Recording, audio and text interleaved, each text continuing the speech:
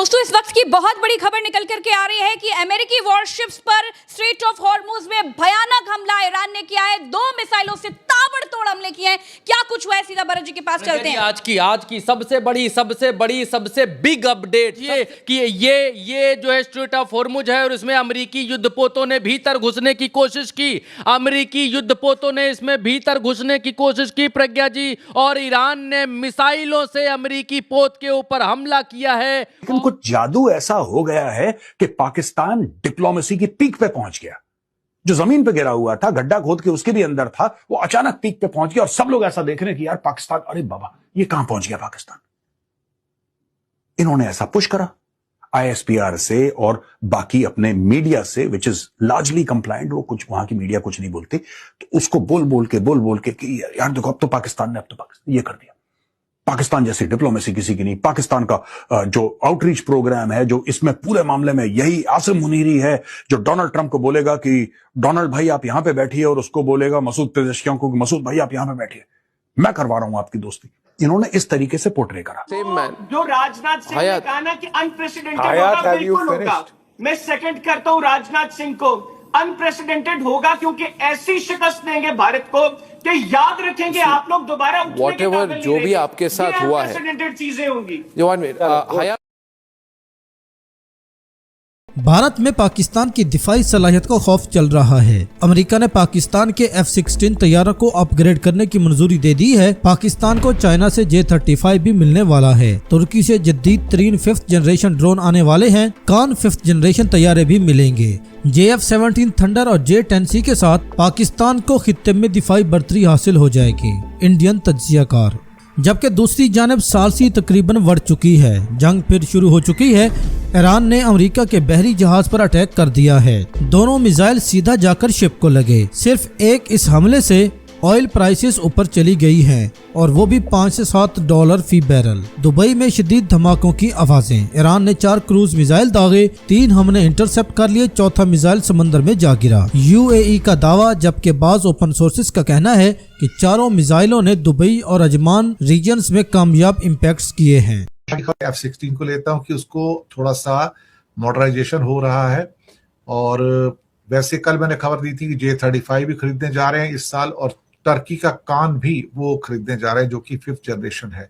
और F-16 को electronic warfare system से $500 मिलियन की लागत से उसको ये मॉडर्नाइजेशन उनका करने जा रहे हैं। F-16 काफी पुराने, ऑलमोस्ट 30 ईयर्स ओल्ड एयरक्राफ्ट है, बल्कि उससे भी ज्यादा ही है। और कहा जा रहा है कि उनके रडार सिस्टम्स नए आएंगे, सॉफ्टवेयर नए आएंगे, और उससे उनकी जो पावर है वो बढ़ जाएगी। तो इसमें खासतौर से कोई अमेरिकन कंपनी है, उसको ये कॉन्ट्रैक्ट दिया गया है पूरा का पूरा, और ये करीब करीब $500 मिलियन का ये पूरा कॉन्ट्रैक्ट है। और इससे अभी F-16 2040 तक उनके और चलेंगे। 2040 यानी कि 14-15 साल ये एयरक्राफ्ट उनका अभी और चल पाएगा। फिलहाल उनके पास JF-17 भी हैं, J-10 भी हैं, और अगर ये इस साल उनका अगर JF-35AE जो चाइनीज स्टेल्थ फाइटर वो आ जाता है 5th जनरेशन का, तो उनको काफी बड़ी एक एडवांटेज वहां पर मिलने के आसार बन जाएंगे। Long range hypersonic anti ship missile ये बनाया दोस्तों DRDO ने। लॉन्ग रेंज हाइपरसोनिक, हाइपरसोनिक है क्या?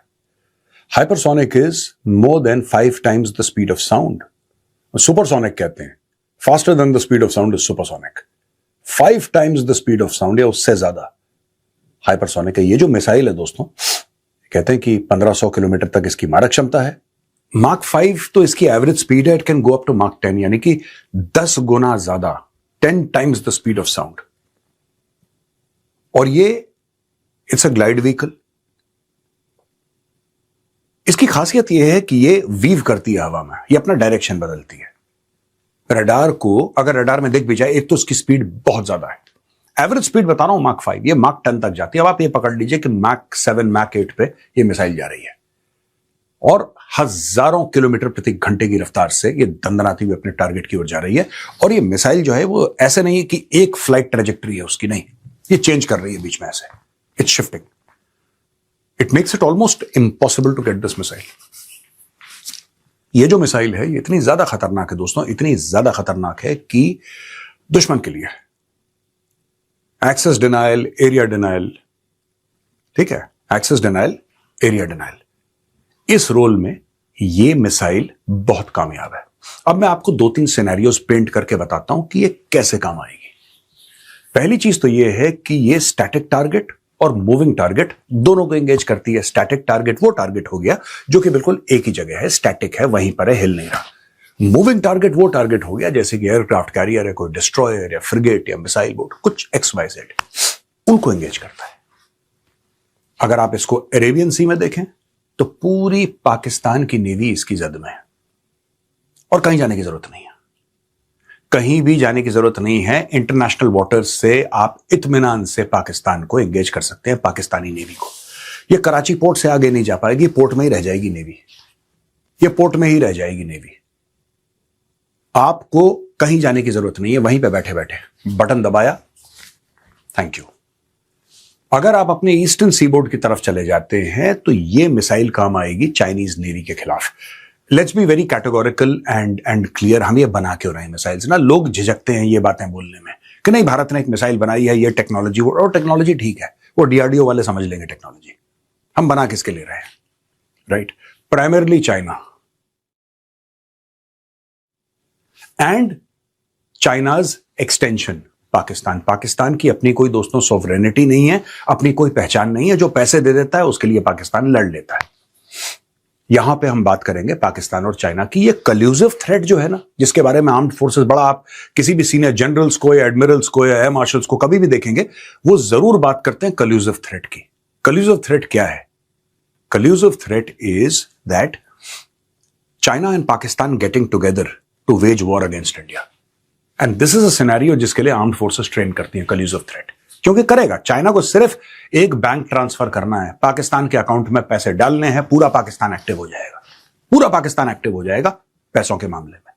इसलिए आपका ईस्टर्न सीबोर्ड और आपका वेस्टर्न सीबोर्ड दोनों के दोनों एब्सोल्युटली क्लियर हैं, एंड एनी इनकमिंग थ्रेट आप इसको 1500 किलोमीटर पे एड्रेस कर सकते हैं। और एयर डिफेंस सिस्टम ऐसे बहुत कम हैं दुनिया में जो ये कह सकें कि 100% हम इसको इंटरसेप्ट कर लेंगे। तो ये है दोस्तों long range hypersonic anti ship missile. तो आप ऐसे सोचिए दोस्तों कि भारत का ईस्टर्न सीबोर्ड और western seaboard, any threat it can engage at a distance of 1500 kilometres. अब इस पे और DRDO काम करेगा, ये 2500, 3000, 4000 depending on the nature of the task, इसकी लिथैलिटी और इसका रेंज अब बढ़ता रहेगा, इसकी स्पीड भी बढ़ेगी, जाहिर सी बात है। तो तीनों चीजें मैंने बात करी, लिथैलिटी की यानी कि कितनी खतरनाक है, स्पीड की, अभी कह रहे हैं 10 मार्क रीच कर सकती है, तो अगर 10 मार्क रीच कर सकती है तो can it reach also 15 mark? Obviously it can, लेकिन उसके लिए और काम करना पड़ेगा इसमें, ये वाला मॉडल नहीं, लेकिन इसका नेक्स्ट मॉडल, नेक्स्ट आइटरेशन। और तीसरी चीज इसका रेंज, हम आज की तारीख में बात कर रहे हैं 1500 किलोमीटर का रेंज। क्या यह 2000, 2500, 3000, 4000 हो सकता है? बिल्कुल हो सकता है, उसके ऊपर भी काम चलेगा। ठीक है जी। अब दूसरी बहुत बड़ी जो खबर है, जो भारत के, if you look at it from India's perspective, India ने अग्नि 6 की बात करी है। अभी अग्नि 6 है क्या दोस्तों? अग्नि 5, अग्नि प्राइम, अग्नि सीरीज, ये तो हम सुनते चले आ रहे हैं बचपन से ना कि अग्नि है, नाग, आकाश, त्रिशूल, पृथ्वी, ये सारी की सारी missiles. Doctor APJ Abdul Kalam, उन्होंने जो करा भारत के लिए, मतलब आप जितना बोलें उतना कम है। लेकिन ये जो अभी अग्नि 6 है, ये अग्नि 6 है क्या? और इससे बहुत ज्यादा लोग परेशान है। पाकिस्तान क्यों परेशान है? आई डोंट नो, क्योंकि इसका रेंज इतना है कि 10 बार पाकिस्तान के चक्कर काट के आ जाए। ये पाकिस्तान का कोई लेना देना नहीं है, लेकिन एज यूजुअल हल्ला उनको कुछ करना है ना टेलीविजन पे, तो ये लोग हल्ला कर रहे हैं। तो दोस्तों ये जो अग्नि 6 है, यहां पे डॉक्टर कामत हैं, हु इज चेयरमैन DRDO, उन्होंने एक बयान दिया, इससे पाकिस्तानियों के कान खड़े हो गए। वो कह रहे हैं कि सरकार की परमिशन चाहिए, जिस दिन सरकार बोलेगी हम काम पे लग जाएंगे, हम कर देंगे इसको, राइट? कोई बड़ी बात नहीं है। India is actually a rocket power. ये जो इसरो के रॉकेट्स फायर होते हैं ना दोस्तों, most of this is dual technology, most of it. I am not saying कि इसरो कोई वेपनाइज कर रहा है स्पेस को, I am not making that comment, it's the same technology essentially. हाँ, when you repurpose it for a weapon then it becomes different, but it's essentially the same technology. अगर Bharat rocket यहां से space तक छोड़ सकता है तो दुनिया के किसी कोने में भी छोड़ सकता है. So you repurpose that technology, it becomes dual use. यहां पे अग्नि 6 कह रहे हैं कि intercontinental ballistic missile, highly advanced intercontinental ballistic missile, ये है अग्नि 6. अब दोस्तों ये जो अग्नि 6 है, this is an MIRV also. MIRV क्या होता है, पहले मैं आपको फुल फॉर्म बताऊंगा, फिर मैं आपको बताऊंगा कि इसके मायने क्या हैं. MIRV है multiple independently targetable re entry vehicle, यानी कि एक ऐसी बैलिस्टिक मिसाइल, एक ऐसी मिसाइल जिसके अंदर और मिसाइल्स हैं.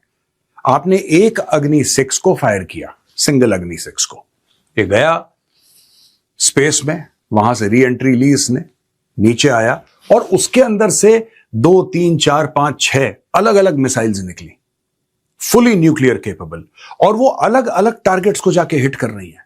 एक मिसाइल के अंदर से कई सारी मिसाइल्स निकलती हैं और अलग अलग लेवल पे ये हिट करती हैं. भारत बहुत पैसा, अरबों डॉलर खर्च कर रहा है दोस्तों, ये ब्रह्मोस का एक्सटेंडेड रेंज और ये अग्नि 6 और ये long range anti ship missile, hypersonic, और ये सब भारत क्यों कर रहा है. रिसेंटली अगर आप देखेंगे कि पूरी दुनिया में क्या चल रहा है, जितने डिस्टेंस पे आप लड़ाई लड़ सकते हैं उतने बड़े आप विजेता हैं, आप उतनी बड़ी आपकी जीत है जितने डिस्टेंस पे आप लड़ सकते हैं. ईरान ने अभी क्या कर रखा है, ईरानी फौजी ईरान छोड़ के बाहर थोड़ा ना गए हैं. Iranian soldiers have not exited from Iran, वो ईरान के अंदर ही बैठे हैं और वहीं से ड्रोन, वहीं से मिसाइल. तो यही काम पूरी दुनिया में काफी समय से चल रहा है और भारत ने यह काम अभी शुरू नहीं करा है. भारत ने बहुत पहले काम शुरू कर दिया था, बहुत पहले.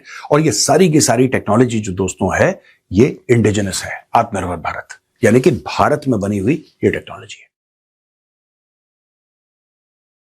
ईरान की फार्स न्यूज एजेंसी का कहना है कि होर्मुज जल डमरू मध्य में 2 मिसाइलों ने एक अमेरिकी युद्धपोत को निशाना बनाया है. ये अल जजीरा के हवाले से खबर आपके सामने, और सिर्फ अल जजीरा ही नहीं है प्रज्ञा जी, अखबार दर अखबार हम आपको पूरी खबर दिखाएंगे. जल्दी दोबारा से आइए, एक और अखबार आपके सामने, और इसने भी इस बात की यहां पर पुष्टि करते हुए दिखाई दे रहा है. ये अखबार भी प्रज्ञा जी इस बात को कह रहा है, हिंदी तर्जुमा बता देता हूं. ईरान की अर्ध सरकारी फारस न्यूज एजेंसी के हवाले से जास्क द्वीप के पास अमेरिकी नौसेना के एक पोत पर 2 मिसाइलों से हमला किया गया, क्योंकि पोत ने रिवोल्यूशनरी गार्ड कोर की चेतावनी को नजरअंदाज कर दिया था. और नजरअंदाज क्यों किया था, इसके पीछे भी कहानी है. इसके पीछे की कहानी यह है कि ट्रंप ने आज ऐलान किया, प्रज्ञा जी, ट्रंप ने ऐलान किया और कहा कि हम ऑपरेशन फ्रीडम चलाएंगे, और ऑपरेशन फ्रीडम के जरिए हम होर्मुज में फंसे हुए जहाजों को सुरक्षित वापस निकाल करके लाएंगे. यह ट्रंप ने कहा. ईरान ने कहा कि अंदर घुसने की कोशिश मत करना वरना तुम्हारी यहां कब्रगाह बना देंगे. यह ईरान ने बोला, वर्ड टू वर्ड जो मैं बोल रहा हूं, अक्षरशः ईरान ने यह बोला कि हम तुम्हारी कब्रगाह बना देंगे. अमेरिका नहीं माना, सेंटकॉम नहीं माना. सेंटकॉम ने जहाज भेज दिया युद्धपोत की, जाओ अंदर से जो जहाज फंसे हुए उनके छुड़ा कर लाओ. और इतने में ईरान ने उधर से मिसाइलें मार दी अमेरिकी युद्धपोत को. कितना तबाह हुआ है, कितना बर्बाद हुआ है, क्या हुआ है, अभी उसकी खबर निकल करके सामने नहीं आ रही है. आएगी तो हम आपको जरूर दिखाएंगे, लेकिन अभी जो खबरें निकल कर